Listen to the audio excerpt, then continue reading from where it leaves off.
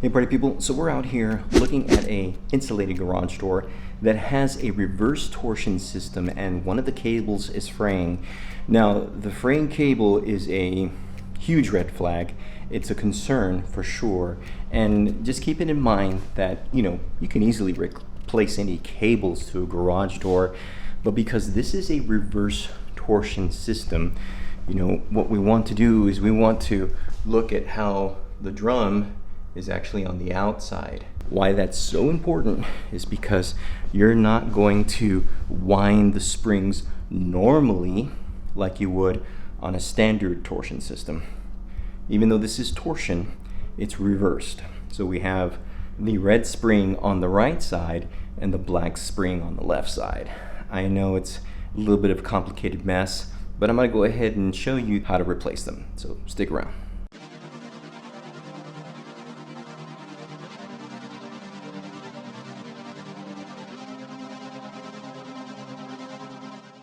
Okay, first things first, we're going to be taking off the tension to the springs. Now the good thing is that we're not actually taking the springs off, we're just replacing our cables.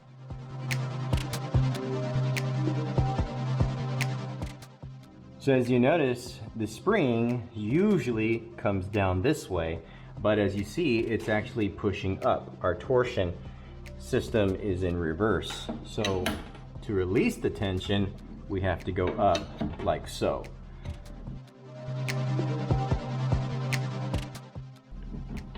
All right, so we have the tension loose there.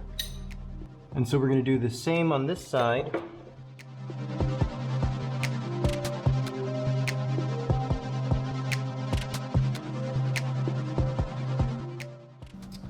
Okay, so as you can tell here, we're going to need to take off this cable.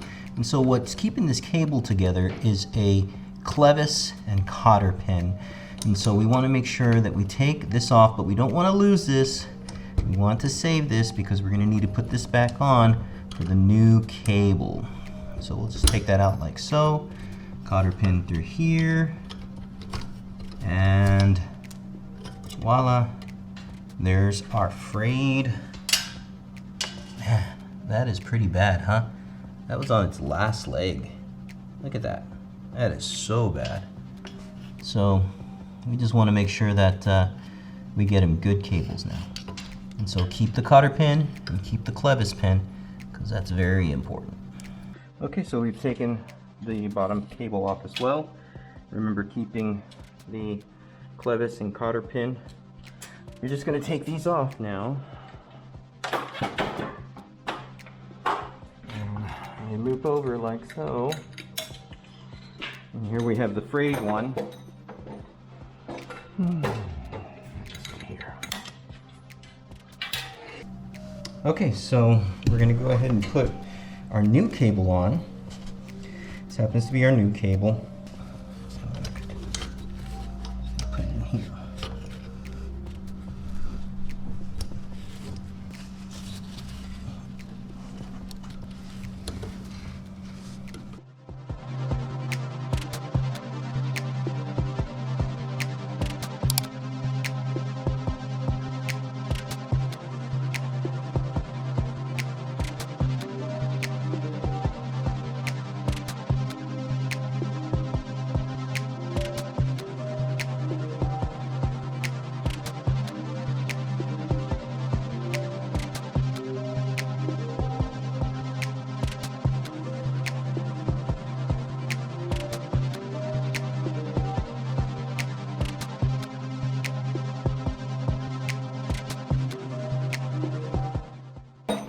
So now we can start winding the springs. But remember, we're looking at the black spring here, the red spring there.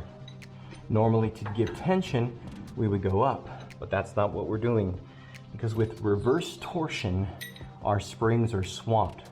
So to give tension or to wind tension to our springs, we're actually going to go down. And we're going to give it 4 quarter turns as 1 full turn.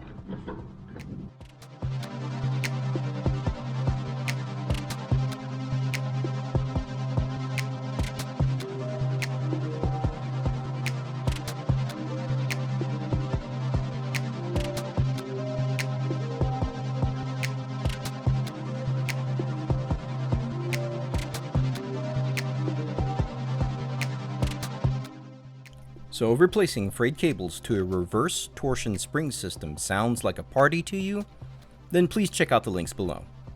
Now, just as a word of caution, replacing cables to a garage door can be a daunting task on a standard spring system. Reverse torsion springs offer a whole different set of challenges. Thus, if you don't have the right tools, skills, and are not sure about tackling this type of task, please reach out to a local garage door contractor. And as always, the pro tips, techniques, and ideas in these videos should not be considered law or infallible. Why? Because I am nobody. This is just one licensed contractor's efforts to provide you pro tips and tech reviews for your residential garage door needs. So if you find any value in that, please hit that like button. I want to thank you so much for partying with me and watching this video. I do hope you consider subscribing, and as always, y'all stay safe.